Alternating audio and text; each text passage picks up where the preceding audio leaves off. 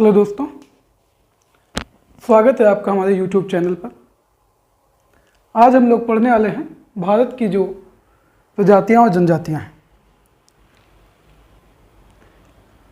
ऐसा माना जाता है कि जो मानव की उत्पत्ति हुई है आर्कियोजोइक इरा में। आदि मानव की जो उत्पत्ति हुई है आर्कियोजोइक इरा में हुई है। और जो बुद्धिमान मानव का होमोसेपियंस का निकटतम जो पूर्वज था वो था क्रो-मैग्नान। बुद्धिमान मानव होमोसेपियंस का जो पूर्वज था वो था क्रो-मैग्नान। और इसकी उत्पत्ति मानी जाती है होलोसीन इपोक में अफ्रीका महाद्वीप में आज से लगभग 11,000 वर्ष पूर्व मानी जाती है कि क्रो-मैग्नान जो बुद्धिमान मानव होमोसेपियंस का निकटतम पूर्वज है क्रो-मैग्नान। इसकी उत्पत्ति होलोसीन इपोक अर्थात पूर्वी अफ्रीका में आज से 11,000 साल पहले इसकी उत्पत्ति मानी जाती है।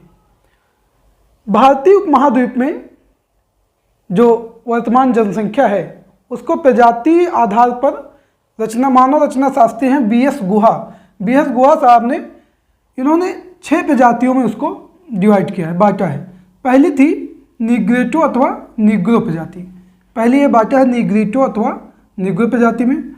दूसरा प्रोटो ऑस्ट्रेलियाइड में। तीसरा मंगोलाइट्स। चौथा था मेडिटेरियनियन भूमध्य सागरी। अगला है पश्चिमी ब्रैकिसिफालिक्स जो सिर चौड़े सिर वाले होते हैं लोग। और छठा है नार्डिक। ये 6 प्रजाति बताई हैं बी.एस. गुहा ने भारतीय उपमहाद्वीप में। अब बात करते हैं भारत में। भारत में आने वाला जो सबसे पहला प्रजाति समूह था ये निग्रो। ये भारत में आने वाला पहला प्रजाति समूह है निग्रो। भारत आने वाला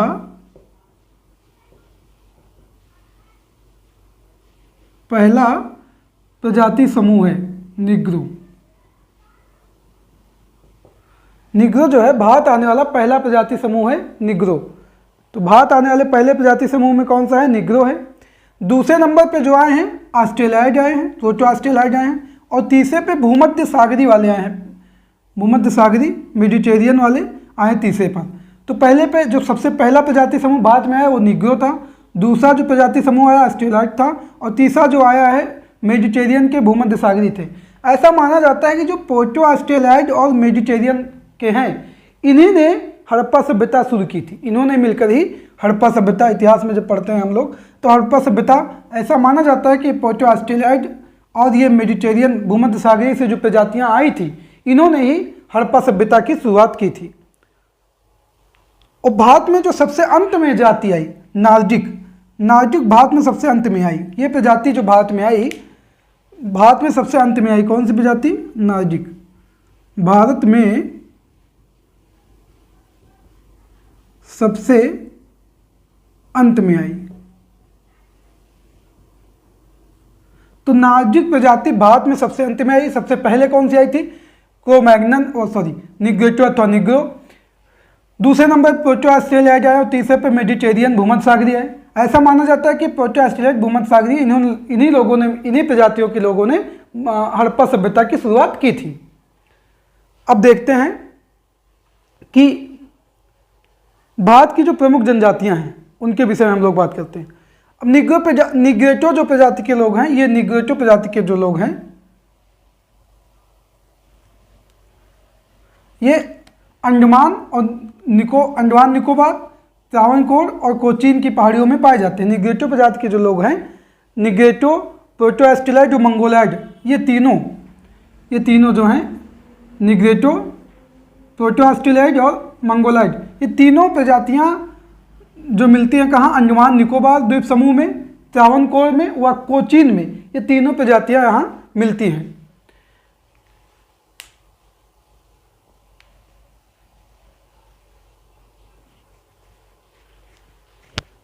तो निग्रेटो तो मिल जाएगी, निग्रेटो मिल जाती है अंडमान निकोबार, त्रावणकोर, कोचीन की पहाड़ियों में। ये तीनों प्रजातियां जो हैं शुरुआत की, ये तीनों भारत में आदिवासी जनजातियां हैं। ये तीनों जो हैं भारत में आदिवासी जनजातियां हैं। ये तीनों प्रजाति भारत में आदिवासी जनजातियां हैं। और प्रोटो ऑस्ट्रेलाइड के अंतर्गत जो जनजातियां आती हैं, प्रोटो ऑस्ट्रेलाइड के अंतर्गत जनजातियां आती, 3 जनजातियां हमने यहाँ पे लिखी हुई है, मुंडा, कोल और संथाल। प्रोटो ऑस्ट्रेलाइड के अंतर्गत 3 जनजातियां आती हैं, मुंडा, कोल और संथाल। तो निग्रेटो प्रजाति के जो लोग हैं कहाँ मिलेंगे? अंडमान निकोबार, त्रावणकोर और कोचीन में।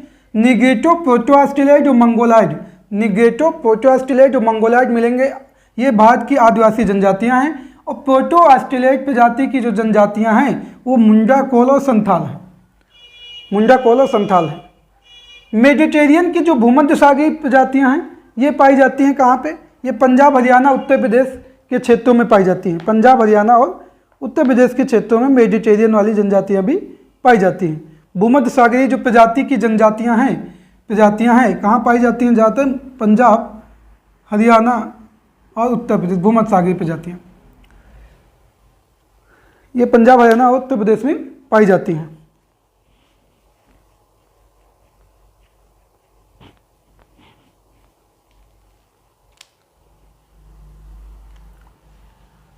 अब भारत में जनजातियों की बात करते हैं। भारत में जनजातियों को अलग अलग नाम से लोगों ने पुकारा है। जैसे ठक्कर बापा ने भारत में जनजातियों के लिए आदिवासी शब्द का प्रयोग किया है। ठक्कर बापा ने भारत में जनजातियों के लिए आदिवासी शब्द का प्रयोग किया है। अंग्रेजों ने जनजातियों के लिए दलित शब्द का प्रयोग किया है। अंग्रेजों ने जनजातियों के लिए दलित शब्द का प्रयोग किया है। और भारतीय संविधान में जनजातियों के लिए अनुसूचित जनजाति शब्द का प्रयोग किया गया है। अब ये भारतीय संविधान में अनुसूचित जनजातियां कौन हैं ये कैसे पता चलेगा? तो संविधान का एक अनुच्छेद है 366 का सब अनुच्छेद है 25 वर्ग। तो 366 का अनुच्छेद है, इसमें यह कहा गया है कि जो भी जातियां अनुच्छेद 342 के तहत अनुसूचीबद्ध हैं, जो भी जनजातियां अनुच्छेद 342 में के तहत अनुसूचित हैं वो सभी अनुसूचित जनजातियां हैं। क्या बताया गया? 366(25) में ये बताया गया है कि जो भी अनुच्छेद 342 में अनुसूचित जातियां हैं वो सभी अनुसूचित जनजातियां हैं। भारत में अनुसूचित जनजातियों को निर्धारण का अधिकार किसके पास है? जनजातीय समुदाय को अधिसूचित करने का अधिकार है राष्ट्रपति के पास। मतलब कि कोई जाति अनुसूचित जनजाति है या नहीं, इसका निर्धारण राष्ट्रपति महोदय करेंगे।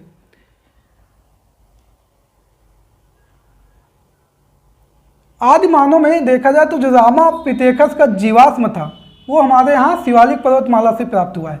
रामा पिथेकस जीवाश्म प्राप्त हुआ, शिवालिक पर्वतमाला आदिमानव का जीवाश्म प्राप्त हुआ। तो हमारे यहाँ BS गुहा जी ने कहा था 6 प्रजातियों में, तो 6 प्रजातियों के अलावा हम जनजातियां देख लेते हैं। कौन सी जनजातियां? भारत में करीब 16.6% अनुसूचित जाति है, 16.6% अनुसूचित जाति SC शेड्यूल कास्ट, और 8.6% ST है। 8.6% अनुसूचित जनजातियां हैं, 16.6% अनुसूचित जातियां हैं। सर्वाधिक जनजाति जहां पाई जाती है, जिन राज्यों में जनसंख्या के आधार पर सर्वाधिक जनजाति किन राज्यों में पाई जाती है, तो सर्वाधिक जनजाति पहले मध्य प्रदेश में पाई जाती है, सबसे ज़्यादा है। दूसरे नंबर पर है महाराष्ट्र और तीसरे नंबर पर उड़ीसा। सर्वाधिक जनजाति वाले 3 राज्य अगर हैं तो मध्य प्रदेश, महाराष्ट्र और उड़ीसा। तीनों याद हो गए, मध्य प्रदेश, महाराष्ट्र और उड़ीसा सर्वाधिक जनजाति। प्रतिशत के हिसाब से जनजाति अगर देखा जाए, प्रतिशत के हिसाब से सर्वाधिक जनजाति कहाँ है, तो प्रतिशत के हिसाब से सर्वाधिक जनजाति सबसे ज़्यादा है लक्षद्वीप में, फिर मिजोरम में और फिर नागालैंड में। प्रतिशत के आधार पर सर्वाधिक जनजाति है लक्षद्वीप में, मिजोरम में और नागालैंड में। अब कुछ जनजातियां हैं और हम देखेंगे कहाँ। उसके पहले ये बता दें कि जो सर्वाधिक संख्या में कौन सी जनजाति है, तो सर्वाधिक संख्या में पाई जाने वाली जनजाति भील। भील जनजातियों की संख्या सबसे ज़्यादा है, भील जनजातियों की सबसे ज़्यादा संख्या है। भील के बाद संख्या में गोंड है और गोंड के बाद संथाल। ये तीनों जनजातियां जनसंख्या में सर्वाधिक पाई जाती है। सबसे ज़्यादा है भील। तो जनसंख्या वाली अनुसूचित जनजातियां कौन सी हैं? सबसे अधिक जनसंख्या है भील की, उससे कम है गोंड की और तीसरे नंबर पर संथाल की। अब आ जाते हैं इधर कौन सी जनजाति कहाँ पाई जाती है। ये टोडा जनजाति है और नीलगिरी की पहाड़ियों पर पर्वत पर पाई जाती है तमिलनाडु में। टोजा जनजाति पशुपालक जनजाति है, टोजा जनजाति पशुपालक जनजाति है और ये लोग भैंस को ज़्यादा पालते हैं। यहाँ इनके यहाँ बहुपति विवाह भी है। ये इनके यहाँ कन्यावध की चलन की वजह से, कन्यावध का चलन की वजह से बहुपति विवाह है। कन्याओं की, महिलाओं की कमी है, लिंगानुपात की कमी होने के कारण यहाँ बहुपति विवाह है टोजा जनजाति में। और भैंस पालते हैं लोग, भैंस नीलगिरी पर्वत पर पाई जाती है जनजाति तमिलनाडु के। बहुपति विवाह इन जनजातियों में प्रचलित है, भैंस पालते हैं, पशुपालक जनजाति है और नीलगिरी की पहाड़ियों पर पाई जाती है। दूसरी जनजाति है नागा और कोन्यक। नागा और कोन्यक जनजाति पाई जाती है नागालैंड में। नागा और कोन्यक जनजाति कहाँ पाई जाती है? नागालैंड में। और नागा जनजाति में एक मिथन त्यौहार है, ये मनाया जाता है।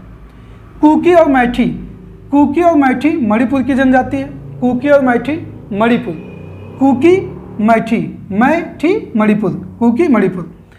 अगली जनजाति लाखर, लाखर मिजो, मिजो से तो मिजोरम, मिजो मिजोरम, लाखर मिजोरम है भी। रियांग, रियांग जनजाति है त्रिपुरा की जनजाति है, रियांग त्रिपुरा की जनजाति है। अगली जनजाति डफला, आतापानी, मिसमी, ये अरुणाचल प्रदेश की जनजाति है। डफला, आतापानी, मिसमी अरुणाचल प्रदेश की जनजाति है। अगली जनजाति अबोर, दियारा, बोडो, ये असम की जनजाति है। अबोर, दियारा, बोडो असम की जनजाति है। लेपचा और भूटिया, लेपचा भूटिया सिक्किम की जनजाति है, सिक्किम की। सेंटनलीज, ओंजे और जारवा, ये अंडमान निकोबार वहाँ पाई जाती है जनजाति। सेंटनलीज, ओंजे, जारवा अंडमान निकोबार में पाई जाती है। हो जनजाति झारखंड की जनजाति है और यहाँ पे राजी खुशी विवाह, हो जनजाति झारखंड की जनजाति है और यहाँ पे राजी खुशी विवाह प्रचलित है।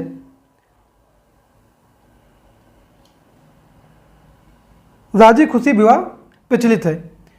दूसरी जनजाति बीरहोर, ये भी झारखंड की जनजाति है। तीसरी जनजाति मुंडा, मुंडा जनजाति भी झारखंड की। इनके यहाँ जांग टोपा अनुष्ठान मनाया जाता है। इस अनुष्ठान में ये लोग मृतक लोगों की अस्थियाँ एकत्रित करते हैं, मृतक की हड्डियों को जमा करते हैं, वही जमा करने को जांग टोपा अनुष्ठान मनाते हैं।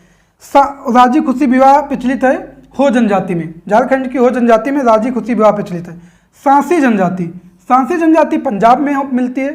चेंचू, चेंचू जनजाति आंध्र प्रदेश में। और चेंचू जनजातियों का एक नेता होता है जो सभी निर्णय लेता है, जनजातियों के नेता इनका, उस नेता का नाम है पेडा मैची। चेंचू जनजाति के नेता को पेडा मैची कहते हैं। अगली जनजाति गद्दी और बकरवाल, गद्दी और बकरावल, गद्दी बकरावल हिमाचल प्रदेश की जनजातियां हैं और ये भी पशुपालक जनजातियां, ये भेड़ और बकरी पालते हैं। अगली जनजाति मोपला, नायर और डाफर। मोपला केरल की जनजाति है, नायर केरल की जनजाति, डाफर भी केरल की जनजाति है। डाफर केरल की जनजाति है और डफला, डफला है अरुणाचल प्रदेश की। तो डफर या डाफर केरल की जनजाति है। अब ये जो राज्य लिखे हैं, अब जनजातियों से बाहर आके हम बताते हैं आपको। ये जो राज्य हैं पौंडीचेरी, दिल्ली, चंडीगढ़, हरियाणा, पंजाब, दिल्ली, पौंडीचेरी, चंडीगढ़, हरियाणा, पंजाब, यहाँ पे कोई अनुसूचित जनजाति नहीं मिलती है। दिल्ली, पौंडीचेरी, चंडीगढ़, हरियाणा, पंजाब, यहाँ पे इन 5 राज्यों में कोई भी अनुसूचित जनजाति नहीं है। एक बार फिर से नाम, पौंडीचेरी, दिल्ली, चंडीगढ़, हरियाणा, पंजाब में कोई अनुसूचित जनजाति नहीं है। अगर केंद्रशासित प्रदेशों में देखा जाए तो दादरा नगर हवेली में संख्या की दृष्टि से सर्वाधिक अनुसूचित जनजातियां पाई जाती हैं। देखिए सामन जनजाति हो गई हमारी। सामन, सामन किसको कहते थे? जनजातियों में धार्मिक कार्य कराने वाले पुरोहित होते हैं, जनजातियों में जो धार्मिक कार्य कराने वाले पुरोहित होते हैं उनको कहते हैं सामन। सामन भारत में प्रजाति लेखन का जो जनक कहा जाता है, भारत में प्रजाति लेखन का जनक कहा जाता है एसी राय को, एसी राय को कहा जाता है प्रजाति लेखन का जनक। और प्रथम जनजाति आयोग के जो अध्यक्ष, जनजातियों कल्याण के लिए समय पर आयोग बनाया गया, प्रथम जनजातियों के जो आयोग के अध्यक्ष है UN डेबर, इन्होंने ये सिफारिश की थी कि वनों पे जो जनजातियों को अधिकार दे दिया जाए, वनों पे जनजातियों के वहीं रहते हैं वहीं खाते पीते हैं तो जनजातियों का वनों पर अधिकार दे दिया जाए, ऐसी सिफारिश की थी इन्होंने। तो प्रथम जनजाति आयोग के अध्यक्ष है UN डेबर। ये हमारे जनजातियों का आज ये भाग रहा। अगर आप लोगों को हमारा वीडियो पसंद आया तो लाइक करिए, सब्सक्राइब करिए और अपने मित्र दोस्तों में जो भी शेयर करिए। मिलते हैं आपको अगले किसी नेक्स्ट नए टॉपिक के साथ। जय हिंद, जय भारत।